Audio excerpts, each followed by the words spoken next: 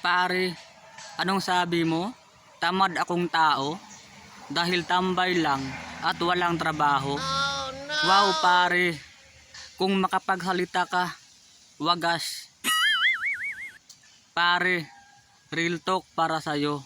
Pakinggan mo, hindi lahat ng tao sa mundo di marunong maghanap ng trabaho. Kasi lahat ng tao sa mundo, tamad man yan o hindi, mapupunta lang sa trabaho. Isipin mo, anong kwenta ng buhay natin dito sa mundo kung hindi tayo marunong maghanap ng trabaho? Anong kakainin natin? Hangin at bato? Ha? Anong kakainin natin kung wala tayong trabaho? Hangin at bato? 'Di ba? At isa pa pare, bago ka magsalita sa akin ng ganyan, tingnan mo muna ang kalagayan mo kung ano. Hindi mo nakikita? Ang laki ng katawan mo, pero wala kang trabaho. Tapos, kung makapagsalita ka sa akin, napakawagas mo.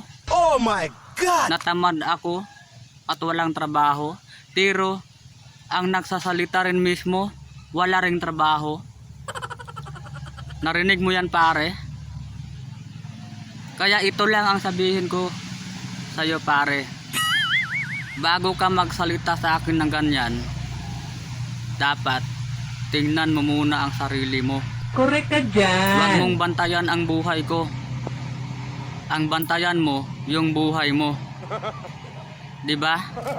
At isa pa, kung ganyan ka magsalita, doon mo ibigay sa iba. Huwag sa akin, dahil tahimik lang ako at simpleng tao. Pero pag ito ang inuunahan, nakahanda na ang ribat ko para sa'yo.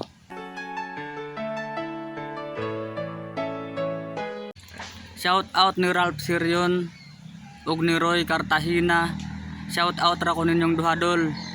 Daghang salamat sa inyong suporta. God bless at all.